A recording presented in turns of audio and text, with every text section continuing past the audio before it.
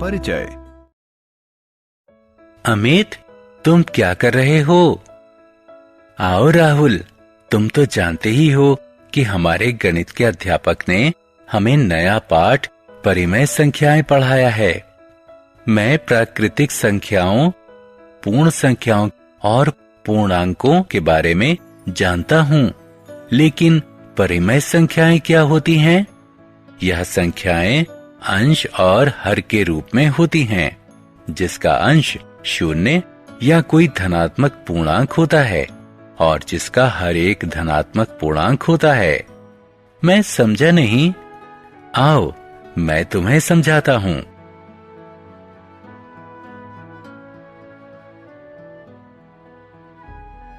उद्देश्य।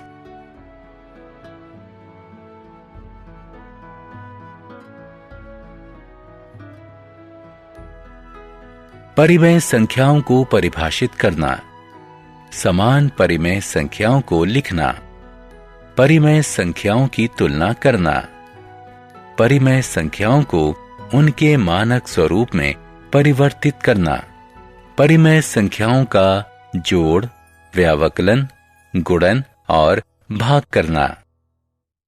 परिमेय रेशनल संख्या की परिभाषा। रेशनल शब्द की उत्पत्ति रेशियो यानी अनुपात से हुई है।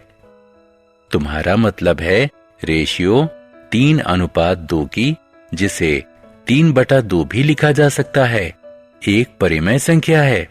हाँ, इसी प्रकार दो पूर्ण संख्याओं P और Q का अनुपात, जिसमें Q 0 के बराबर ना हो, को P/Q के रूप में लिखा जा सकता है।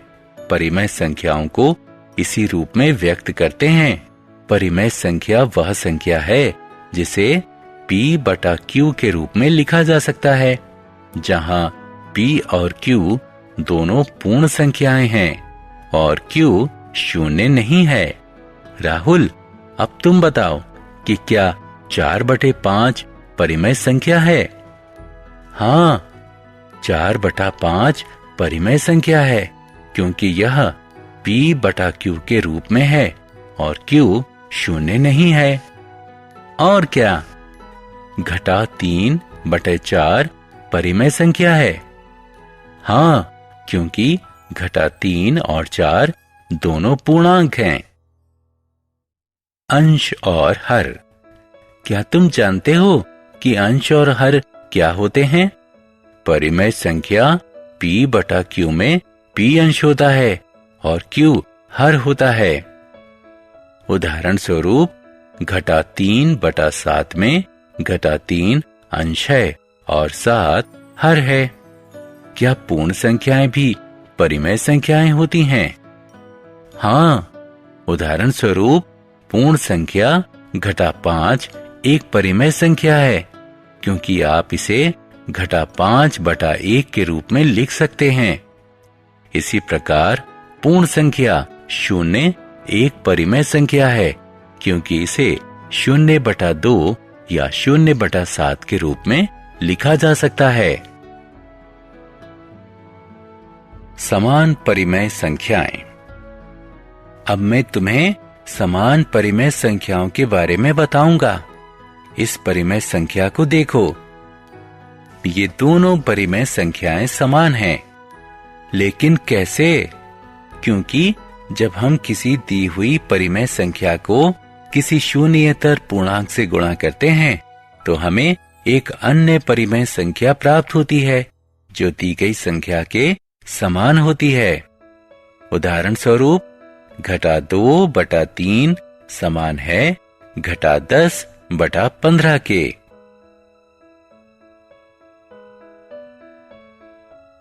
धनात्मक और ऋणात्मक परिमेय संख्याएं। क्या तुम जानते हो कि हम उस परिमेय संख्या को क्या कहते हैं जिसका अंश और हर दोनों धनात्मक हो? इस परिमेय संख्या को धनात्मक परिमेय संख्या कहते हैं। और ऋणात्मक परिमेय संख्याएं क्या होती हैं? जब अंश एक ऋणात्मक पूर्णांक होता है और हर एक धनात्मक पूर्णांक होता है, जैसे 4/7। हम परिमेय संख्या को संख्या रेखा पर किस तरह निरूपित करते हैं? इस संख्या रेखा को देखो। शून्य के दाहिनी तरफ के बिंदुओं को धनात्मक पूर्णांक कहते हैं और शून्य के बाईं तरफ के बिंदुओं को ऋणात्मक पूर्णांक कहते हैं। आओ इस रेखा पर 1/2 का निशान लगाएं। 1/2 शून्य और 1 के बीच स्थित होगा और घटा 1/2 शून्य और घटा 1 के बीच स्थित होगा।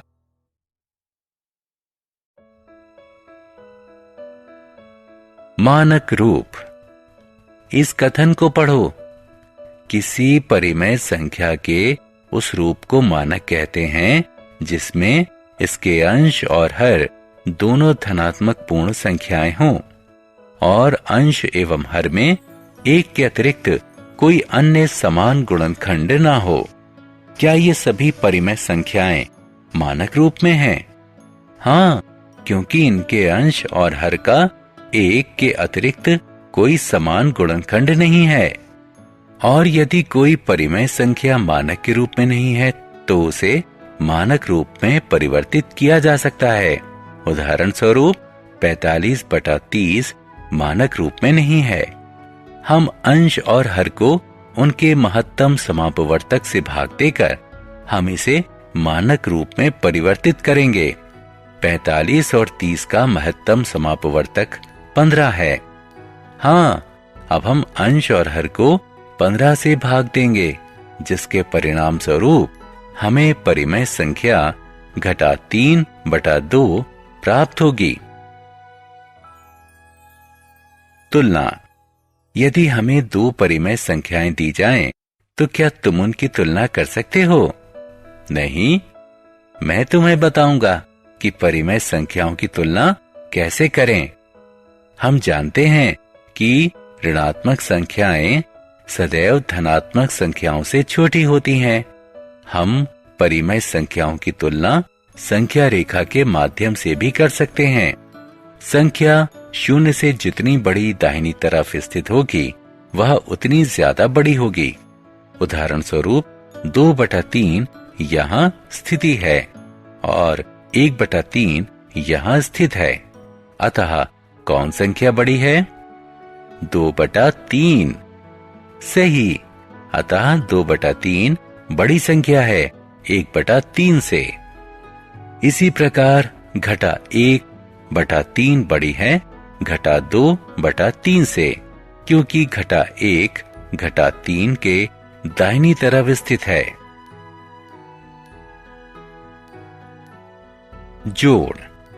क्या हम परिमेय संख्याओं को जोड़ सकते हैं? हाँ, यदि दो परिमेय संख्याओं के हर समान हैं, तो हम सिर्फ उनके अंश को जोड़ देते हैं।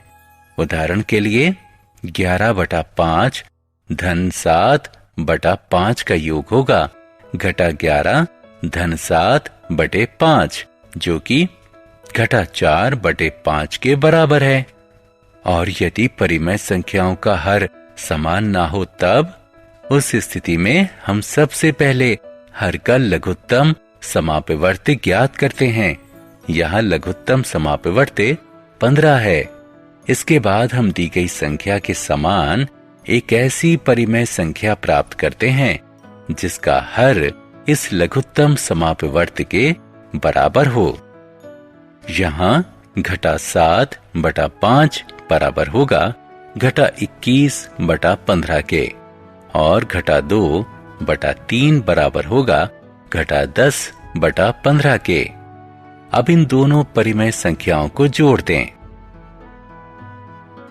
व्यवकलन।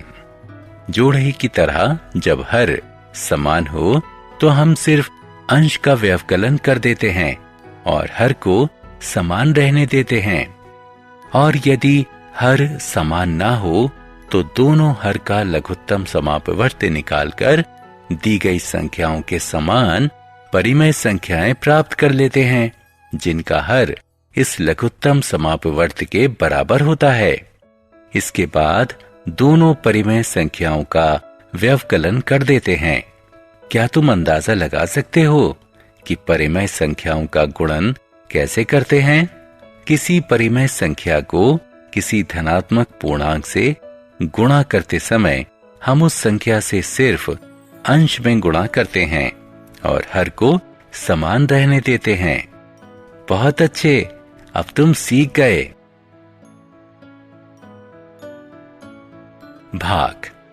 भाग शुरू करने से पहले मैं तुम्हें व्युत्क्रम या गुणनात्मक प्रतिलोम के बारे में बताऊंगा। ये व्युत्क्रम क्या होता है? आओ एक उदाहरण से समझें। 2/7 का व्युत्क्रम 7/2 है। 7/9 का व्युत्क्रम 9/7 है। ठीक है, समझ गया।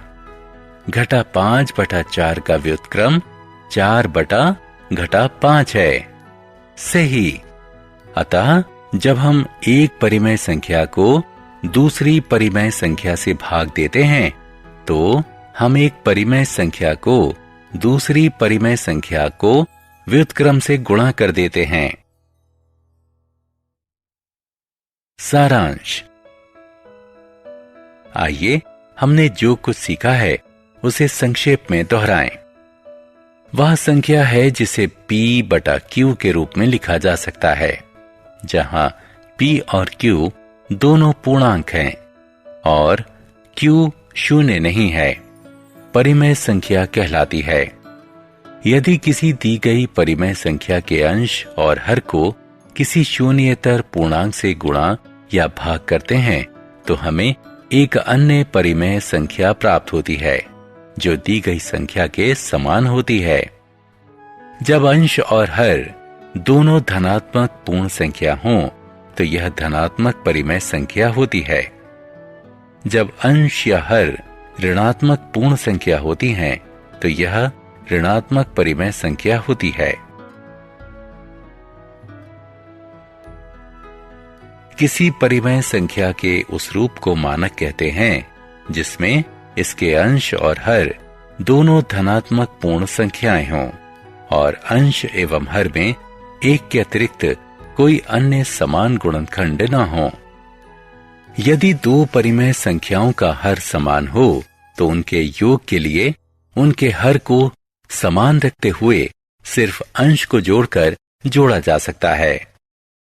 दो परिमेय संख्याएं जिनका हर भिन्न हो उन्हें जोड़ने के लिए पहले उन दोनों के हर का लघुत्तम समापवर्ती निकालते हैं और फिर दोनों परिमेय संख्याओं को उनके समान परिमेय संख्या में परिवर्तित करते हैं जिसका हर उस लघुत्तम समापवर्त के बराबर हो।